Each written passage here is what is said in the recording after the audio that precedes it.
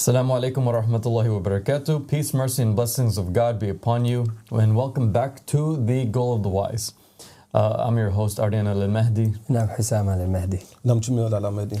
So, on the previous episode, we spoke about the soul family tree and how everybody from the believers are related in this soul family tree. And we mentioned some characters and we actually showed a chart of the soul family tree and demonstrated how the soul kind of works. Now, full knowledge of the soul is something that obviously from this piece we'll talk about, but we will still continue to talk about what we have earned and what we have gathered from his teachings, which he has written in this book, and hopefully he'll also be releasing more programs concerning the soul and the reality of the soul. So if you guys want to also read along with us, we stopped on page, I believe, 159. Download the QR code, which is hopefully right now on the screen, scan it, and download the book and read along with us. The book is available in Arabic, English, German, French, Spanish, and many other languages on our site, and many more to come, inshallah, in the near future. So let's get back into it. So, like I said earlier, we talked about the soul family tree. And in this episode, we're going to be talking about this whole idea of replication of the soul and who some figures are. Mainly the Prophet Muhammad, peace be upon him, and his family, the Imams, and the Mahdis. This is something that I think once we get into, I think the people are going to be most likely mind blown. Exactly, and that's what we mentioned yesterday, was the fact that the topic of the way in which souls are created was something that would have never crossed our mind. Just to sort of, basically copy paste what I said yesterday. It's the idea of the soul is something that you believe is created with you. It belongs to you, it's attached to you, it's yours. There's your body, and then the soul belongs to you, and then you're the soul, and you go on. But as we've demonstrated in these past 3 doors now, it's actually not the case. You're born, you alone, and then your soul, is then, shines upon you, if you're lucky enough, actually. And it has a sort of world of its own, a family of its own, a life and reality of its own, actually. And I think this is something that, without the teachings of Abu Sadiq alayhi salam, is something that we probably would have never, thought of by ourselves or come to the knowledge of. And as we mentioned yesterday, this is obviously one of the greatest proofs of, the Qaim being the Qaim, because he comes with this knowledge, and we have many hadiths of that. So just to sort of lead us into where we're going today, you mentioned yesterday, Adian, that it's the soul copies itself, right? It's a replication process. Yeah, and in the chart that we showed yesterday, we basically showed how, as an example, right, the author of this book, Abdul Hashim Abu Sadiq, his incarnation is, as we saw in the chart yesterday, Joseph, right? Joseph is the soul copy of Hussein, his soul father. Hussein is a soul copy of his father, Prophet Muhammad, peace be upon him, and his family. So now, back to us, concerning the words of Abu Sadiq. Now, he asked the Imam concerning this. He said, relating to the soul world, he said, and I have for you, and this is what Ahmed al-Hassan said, he said, and I have for you, my son, an important piece of information regarding the soul. The Muhammadan soul, this is what we talked about yesterday, but we're going to expand on it a little bit more again. The Muhammadan soul can replicate itself into another twin soul, which is an identical copy of itself. I hope you understand this. And I was like, in the footnote, he explains, he says that this copy of the soul is an exact copy, but lesser than the original, in the same way that a person can use a photocopier to scan and print an exact copy of an image, but it is still inferior in quality to the original. So you can imagine that being like Muhammad, who is supposed to be at the very top, who is like an original copy, but then Hussein, who is his son, is another copy of him, but now it kind of goes down in quality or degree, and then Abu Sadiq, and etc., so on and so forth until the very end. So then Abu Sadiq asked, he said, okay, so like Muhammad and Ali? And the Imam, he said, yes, and not just once, but rather at multiple times. And then Abu Sadiq, from him his peace, he said, then the Mahdis are the Imams' souls, or they are twin replicates of their souls. And then the Imam, he congratulated him. He said, all thanks is due to Allah. Great job, my son. So it seems here that the Imams the Mahdi are actually the Mahdis, or that the Mahdis are the Imams or they're sons of the Imams. And that's something that we're going to be going over on this program. Yeah, he says next. That's amazing. Yeah, he says some of the Mahdis are the Imams and some of them are not. But the ones who are not are the twin copies of the Imams. So then he asked, so then my father, you are Imam al-Hussein and I am a copy. So who am I the copy of? He said, Imam al-Hussein. So Imam al-Hussein, who died in Karbala, his exact copy or clone or his son is Abdullah Hashim Abu Salih, the author of this magnificent book. Yeah, and just as another, I guess, gem that we can tell you, and something that is for us like poetic and just beautiful and like a poetic justice, is the fact that in the time of Al-Hussein, Abu Salih was also the son of Al-Hussein. He was Ali Abdullah the infant, and he was obviously martyred, massacred, that terrible story of Karbala, in which he was Abdullah the infant, and the story. I don't want to get into it too much because it's emotional, but that is what happens. And he's obviously martyred in this time to basically preserve the true religion of the Ahlul Bayt until now, because without that story, then it could have been lost in history, the true Islam and the true lineage of Prophet Muhammad. But he sacrifices everything for the sake of God, in the way of God, and he earns such a high rank with God. And in this day and age, you see them both return again as father and son. They have the same sort of soul lineage now in this time, and this time they get to sort of have these beautiful conversations, which we see in the book here, that unfortunately in that day and age they didn't get to have, because obviously he was massacred as an infant. So now you see sort of like God again in all of his mighty and all of his love and mercy and justice, bringing Abu Salih back with his soul father in this time, and then allowing them to sort of grow together and have all these amazing beautiful conversations, and father embark all of his knowledge upon his son, which I think is just something that is magical, and one of my favourite things about this book. I just wanted to invite the audience to that. Yeah, I think like it's really amazing how it works with God subhanahu wa ta'ala, that he'd never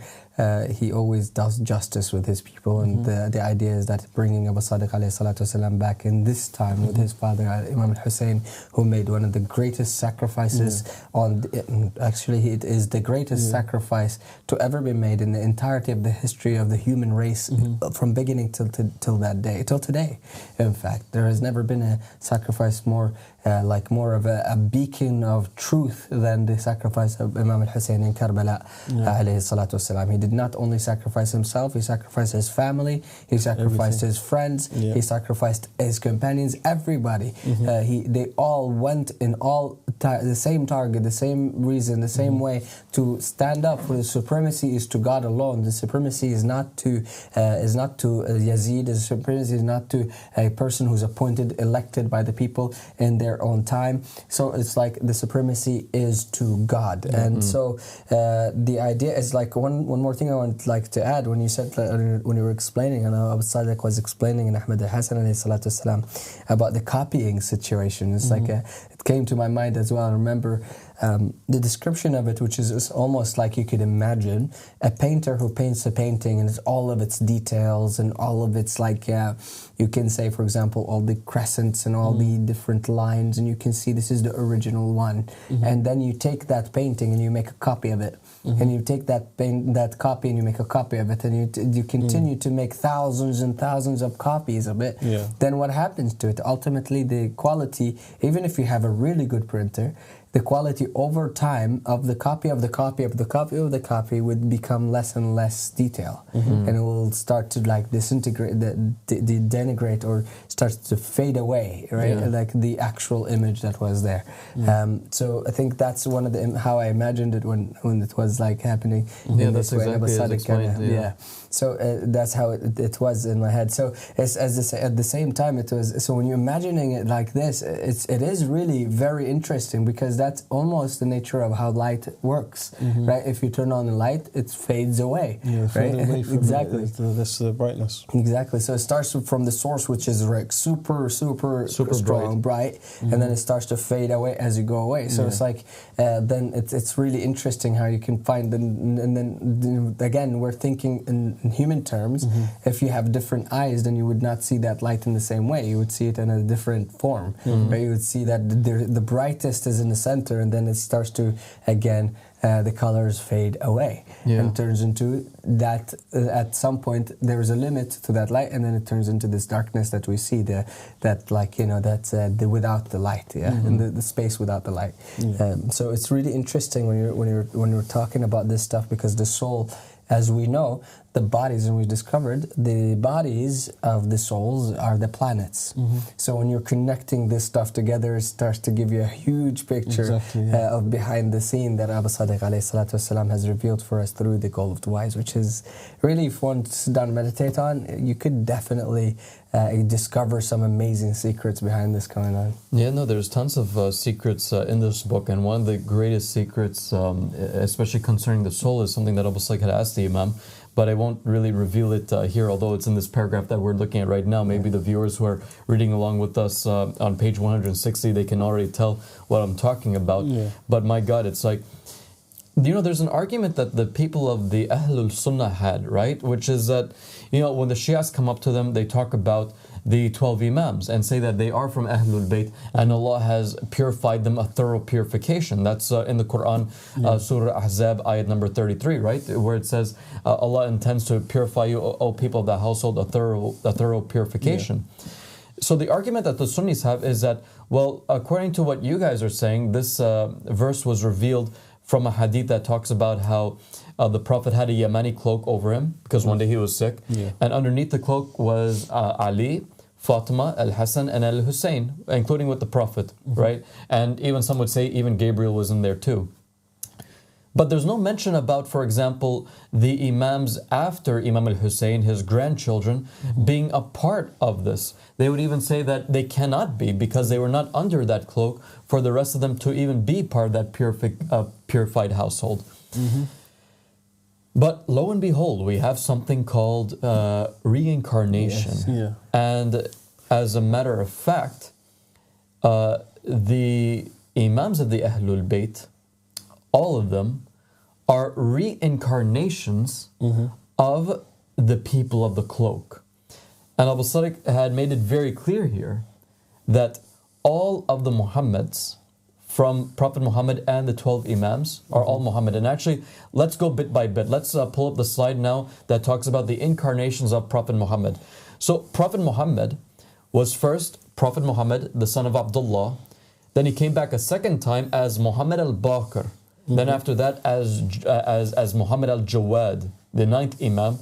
And now he is Muhammad al-Mahdi. You can come back to us now. But over here, so now we understand a little bit more why he is known as Baqiyatullah. Right? He is known as Baqiyatullah because he is the last of the Imams, but he is also Prophet Muhammad, who is someone who was the last messenger.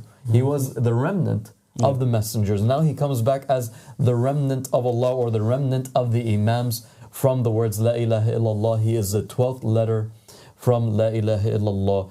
He is the Imam that was awaited for, and the Imam who has returned today, and the Imam who is also with us after being in Ghaibat for so long because he did not have enough supporters.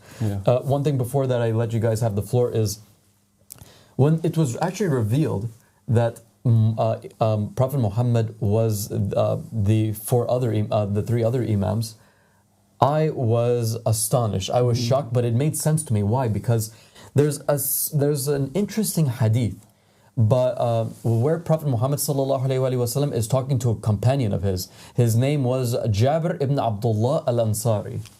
This companion, the Prophet said, "Hey Jabir, my friend, you're going to live a very long life. And you're going to live up until the 5th Imam of the Ahlul Bayt. And his name will be like my name. His name is going to be Muhammad. And when you see him, give him my salams, right?" And at that time, Jabir ibn Abdullah al-Ansari, he became blind. He was not able to see.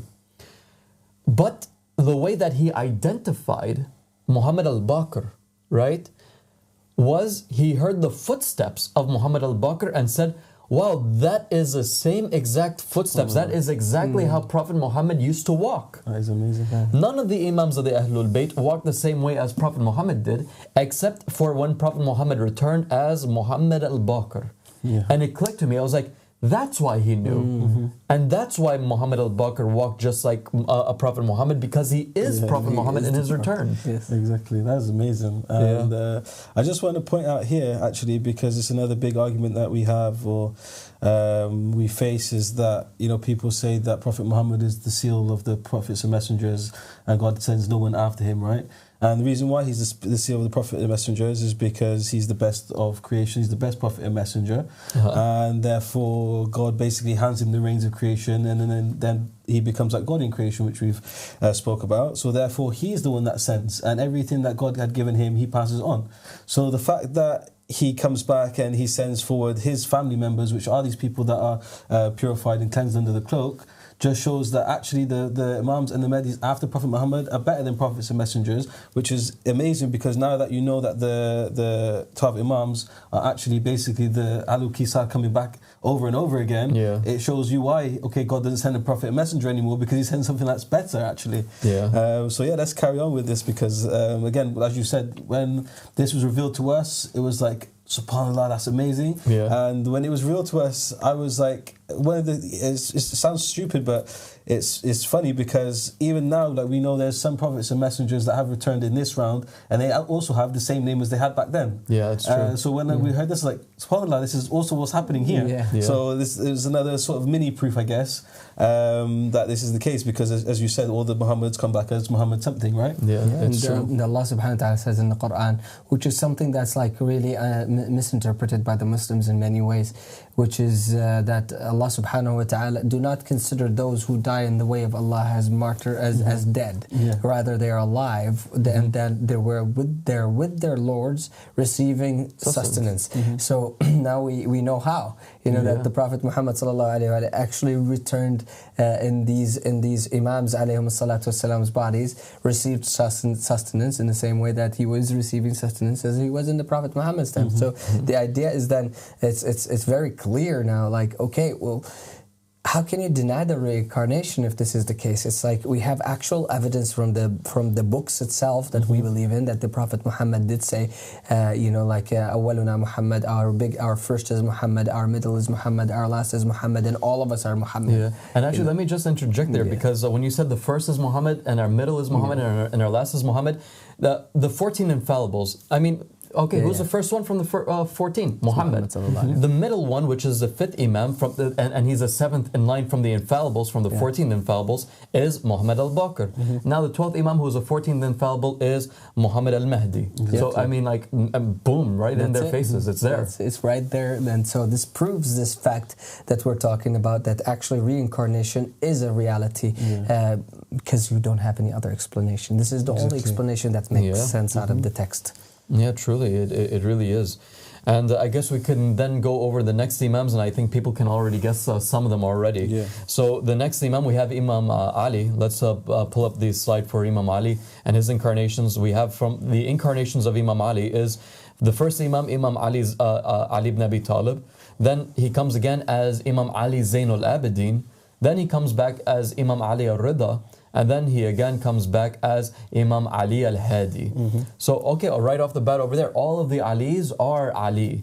They came back and they are one and the same. And then we have Imam al-Hassan, alayhi salam, from him his peace. We could pull up the slide for him too. So he comes back after his time as Imam al-Hassan as Imam Ja'far al-Sadiq, and then after that as Imam al-Hassan al-Askari, the 11th Imam. And then after that, now let's go to Imam al-Hussein from him his peace. We have Imam al-Hussein alayhi salam. He came back as Musa al-Kadhim alayhi salam, who was in prison and killed unjustly, as well as the other Imams. And today he is Imam Ahmad al-Hassan, the first of the 12 Mahdis. And that would make sense also for the Shias too. And as we said in the previous episodes, that Imam al-Hussein, the hadith say that the successor after the 12th Imam is Imam al-Hussein. yet at the same time, the name after the 12th Imam from the will of Prophet Muhammad sallallahu alaihi wasallam is Ahmed. So now it makes sense why that is the case, because Ahmed is the return of Hussein from the missed piece. Yeah.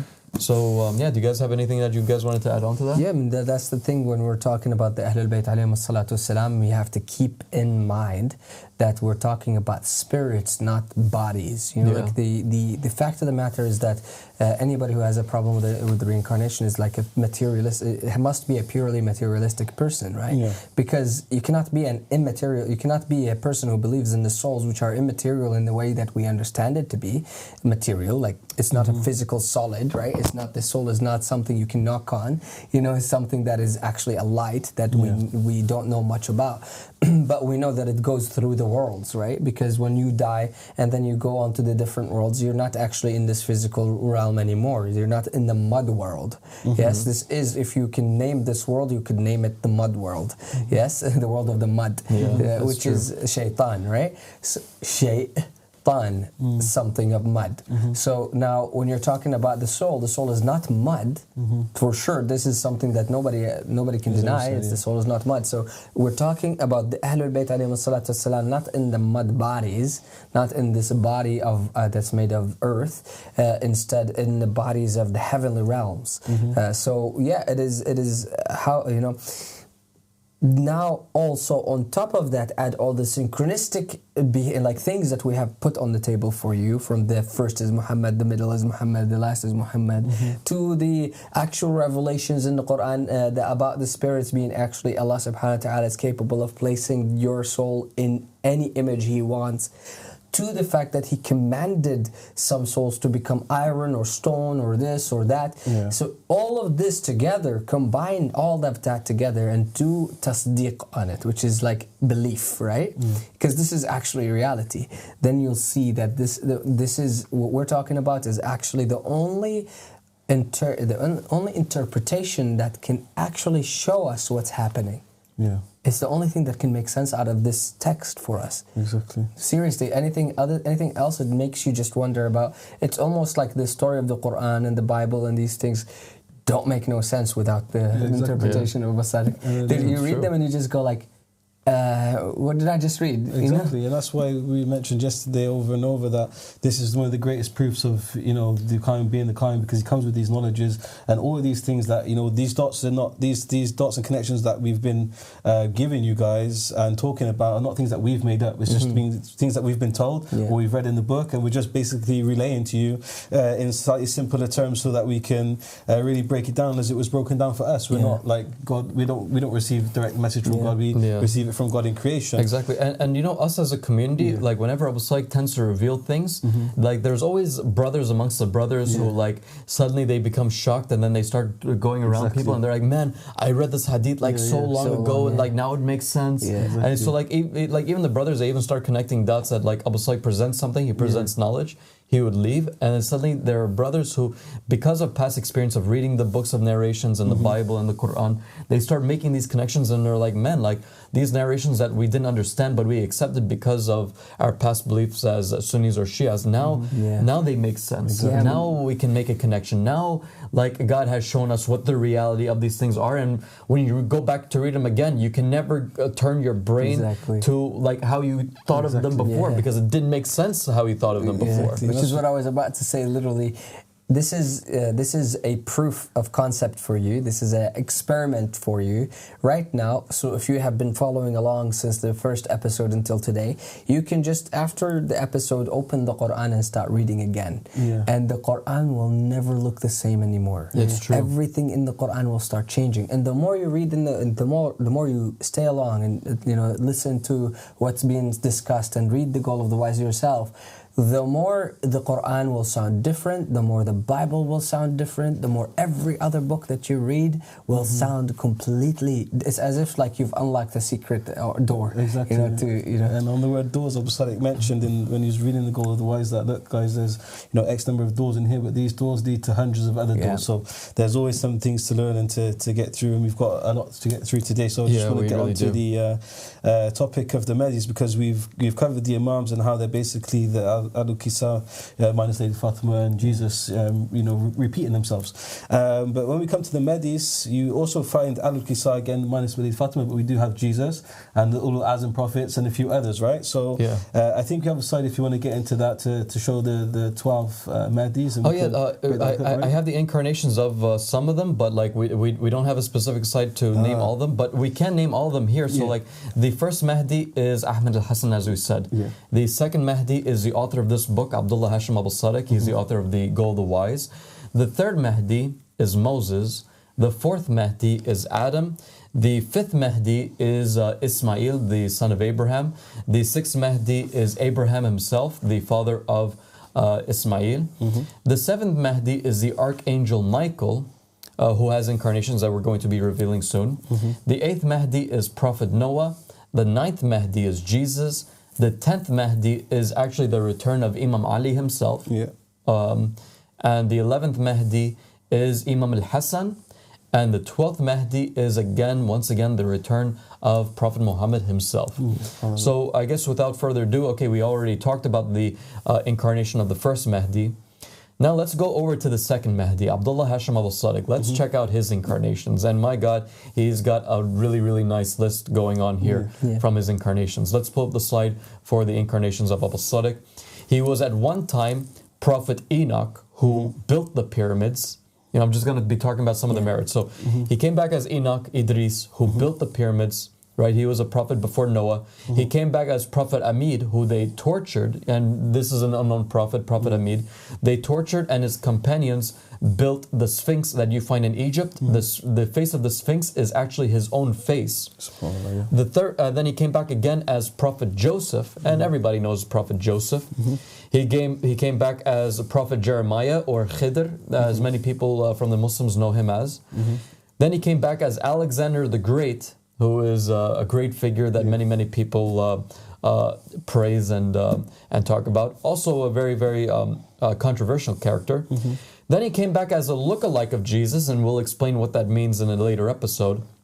Then he came back as the successor of Jesus, named Prophet Mani.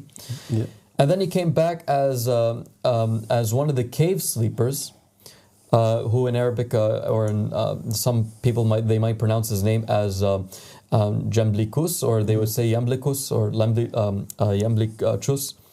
And then he came back as Abdullah Hashim, or Abdullah, the son of Abdul Muttalib, who was actually the father of Prophet Muhammad. Then he came back as Malik al-Ashtar. He was a companion of Imam Ali. Then, as Brother Jamil said, he came back as Abdullah the infant, who died in Karbala after Imam Hussein lifted him up and the enemies, they threw spears into his neck. And then today, now he is back as Abdullah Hashim Abu Sadiq, the Imam of the Ahlul Bayt, the second Mahdi of the Ahlul Bayt from the Miss Peace. So these are the incarnations of Abu Sadiq, and my God, like already there's so many great figures here from his incarnations that, my God, you can just go on forever and ever talking about his merits from the past incarnations, and you can write endless books about his merits in this incarnation. And we hope that the world one day understands just how great of a character Abu Sadiq is in this round. And he's far greater than he ever was, even in those past rounds. He's a man of mysteries. The Imam said about him that he is a genius. He is a secret from the secrets of God. Abdullah Hashim Abu Sadiq is... He is who he is. That's all that there is to it. It's like Abu Sadiq alayhi salatu wasalam, through his genius, he actually created the best economic system that could ever exist on the face of the earth. It is an economic system that would actually, if applied on the planet today, it would literally flourish the entire planet so much that we would be able to travel to different planets and flourish them as well. And they would all benefit. The whole universe can benefit from this economic system. And you guys will for sure learn more about the secrets of Abu Sadiq, but we got to get through this because, my God, like we're actually running out of time for what we want to do. Let's go for it. So now we'll go on to the third Mahdi. Who's the third Mahdi? We said he was Moses, but now what are his other incarnations? Well, we have from the incarnations of Moses, and we can pull up the slide, is Moses actually came back as one of the 7 cave sleepers with Abu Sadiq, who is his soul brother. And he also came back as a very controversial figure who the Shias, for the most part, hate, but actually was a true door for Imam al-Mahdi, and that was Muhammad ibn Nusayr. Now, the next Mahdi, let's just continue. The next Mahdi, the fourth Mahdi, is Prophet Adam, and he came back as one of the early Christian fathers known as Arnobius of Sicca, who expanded Christianity, when it was true at the time. And he was Joseph the carpenter, who was the wife of Mother Mary, and who took care of Jesus. And he came back as the son of Imam Hussein, Ali al-Akbar, who died in Karbala along with his family members. Then on the next slide we have the fifth Mahdi, Ismail. He came back not only as Ismail, the father of, the son of Abraham, but he also came back as Ismail, the son of Ezekiel, peace be upon him. Now the next slide, it's just one incarnation because right now it's kept as a secret, I suppose. One of the incarnations of the sixth Mahdi is Abraham, as we had said. Now the next Mahdi, who is Michael, who is an archangel. Let's go over to that slide because now this is interesting. We now say that angels come back as human beings and as prophets. So at one point, the archangel Michael, he incarnated as a human being and continues to be a human being who at one point was Abel. Then he came back as Aaron, the brother of Moses. Then he came back as the man who was crucified next to Jesus, or the lookalike of Jesus. Then he came back as Maximilianos, or Maximilian, who was one of the cave sleepers, and he was a leader of the cave sleepers. Then he came back as Salman Muhammadin. Let's go back to us because I do want to explain something very interesting, is that now we actually understand why the Ahlul Bayt said and why Prophet Muhammad said Salman is from us Ahlul Bayt, because actually in the soul family tree, the son of Prophet Muhammad in the soul family is also Salman al-Farsi, who is the archangel Michael. Let's continue. We also have the eighth Mahdi being Noah, but one of his first incarnation on earth was Horus. Then he came back as Noah, then Isaac, the son of Abraham, then Prophet Job or Ayub alayhi salam, and Pythagoras, the great philosopher. Now the ninth Mahdi, now this is an interesting one. The ninth Mahdi, who is Jesus, he was first Ahura Mazda, the one who sent Prophet Zoroaster. So he's not someone who was a god according to the Zoroastrians. He was actually Jesus or Ahura Mazda, who was revealing to Ahura Mazda, to Zoroaster, the revelations of God. And he came back as Jesus Christ, and he came back as Abdul Muttalib, the grandfather of Prophet Muhammad. Then he came back as Abu Khattab, a very great controversial figure in Shia Islam, the companion of Imam al-Sadiq. And he also came back as the brother of Al-Hussein, Abu Fadl Abbas. But another thing about Jesus too that we have to mention that wasn't mentioned in the book but was mentioned in later episodes was an identity of Jesus Christ, what he was known as before he came back as any of these figures. He was actually the Archangel Gabriel. So Ahura Mazda is actually Gabriel, who is giving revelations to Zoroaster. So that explains why the people of Zoroastrianism got confused and thought that Ahura Mazda is the one absolute God. He was actually Gabriel, who came with the revelations and was obviously sent Zoroaster for the fulfillment of that role and religion. So my God, guys, if you guys want to read over the book again or this chapter again to go over the prophets and who they were, my God, it's like we have leaders. The Mahdis are the past prophets and messengers who were sent, and even the past Imams like Imam Ali, Al-Hassan, and Muhammad, who come back as the 10th, 11th, and 12th Mahdis. So my God, this is like a whole gem of knowledge that. There's a lot to delve in, but you guys can delve in by reading history yourself and checking out these beautiful characters. I think one thing I would like the Christian brothers and sisters who are watching us to actually do is to just investigate because we just said that Jesus Christ returned as in our faith, right?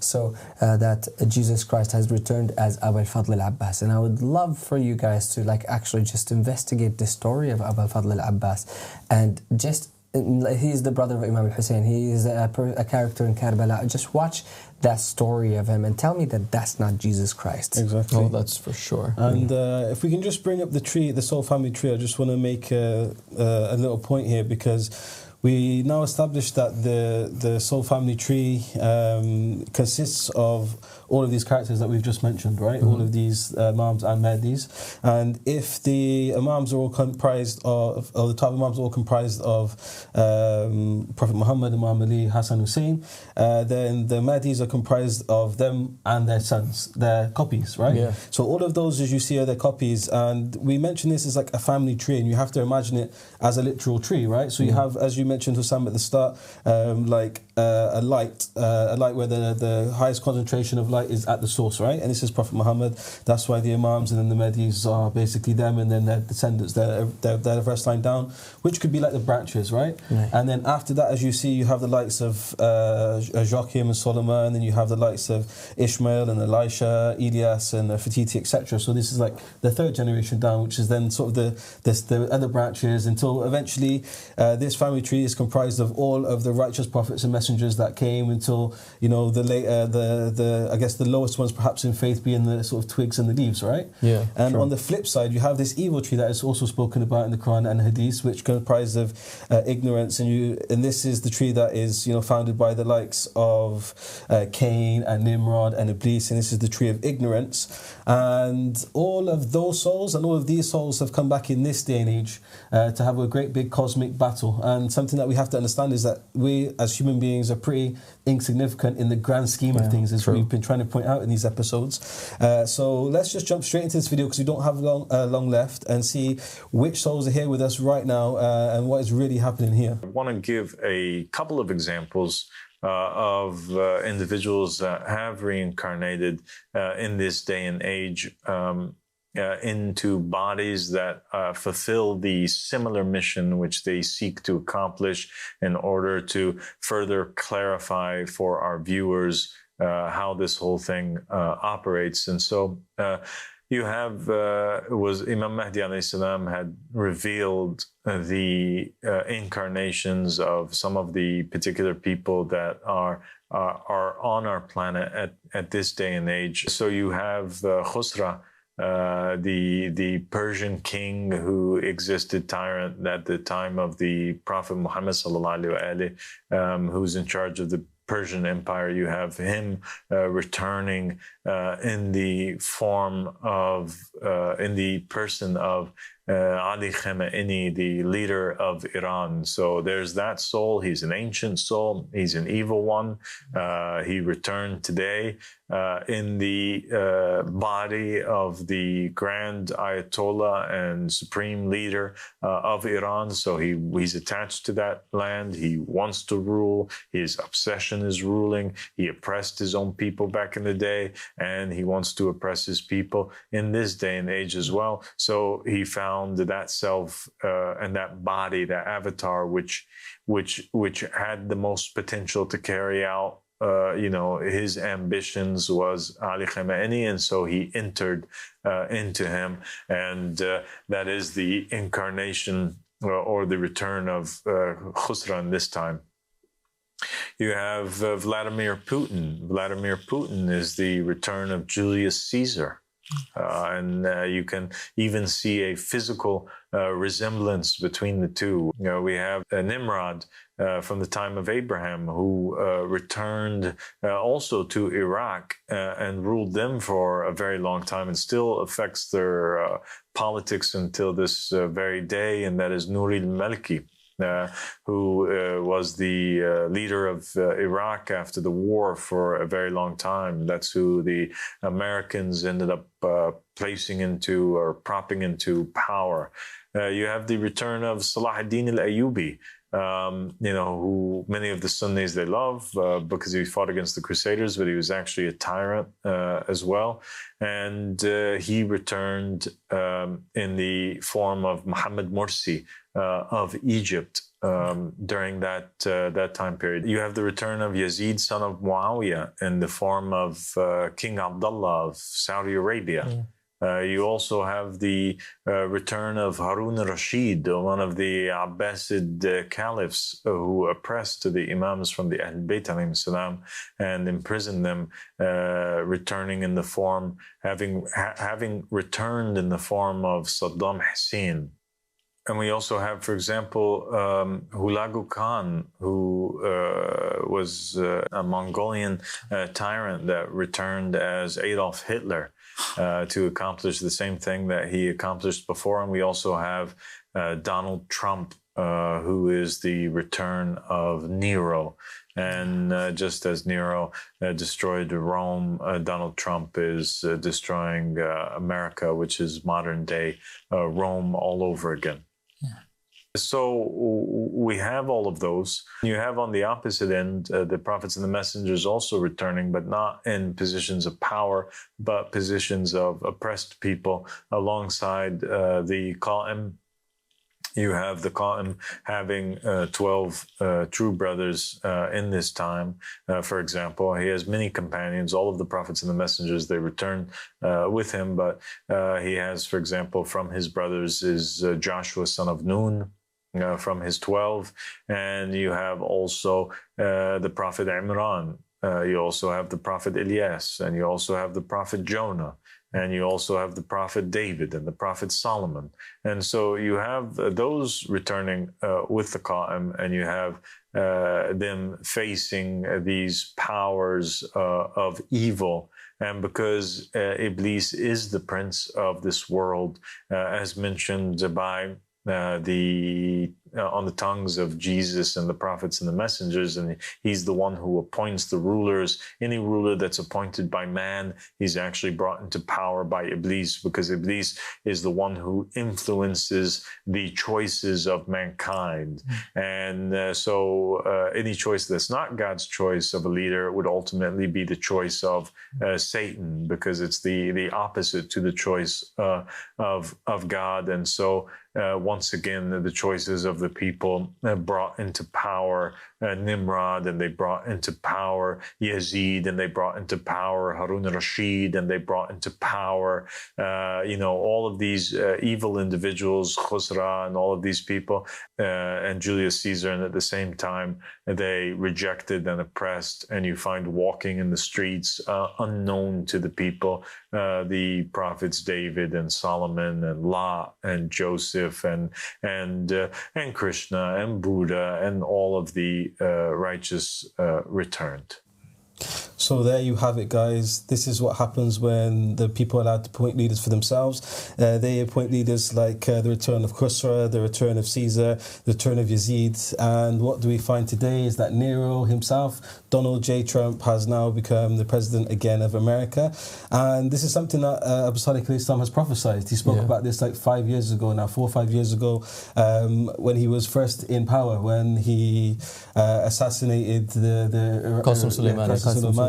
He said that Nero will return, Trump will return, and now that he's just tasted blood, he's going to get a taste for it, and this is going to keep happening.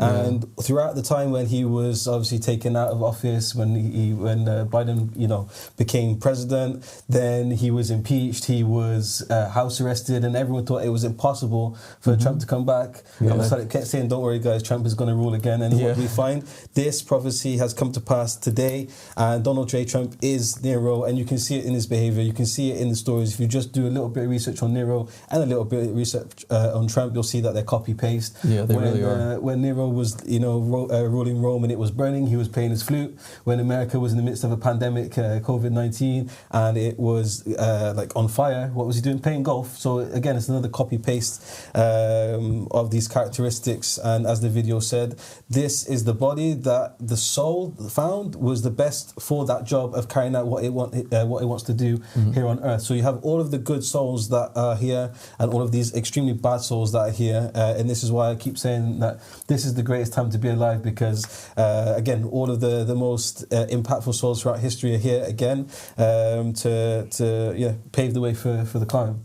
Yeah, no, it's incredible. It is the best time that we are living in, and my God, it is true. I mean, me, you, Hussam, we're witnesses to Abu Sadiq because we've been with him. We are witnesses of him stating that fact that Trump was going to come back into office, although all the odds were really against him. He went through trial, he went through so much. There was a lot against him and a lot of propaganda against him.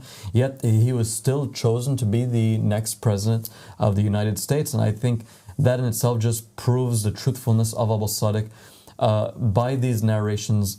that we find. And I mean, for crying out loud, I mean, he was the one who discovered and was the one who showed to our faces from the revelations that he's received the incarnations of all of the people, whether they are good characters or bad characters. And you can see the similarities like after it's been exposed to you, who they are and who they were.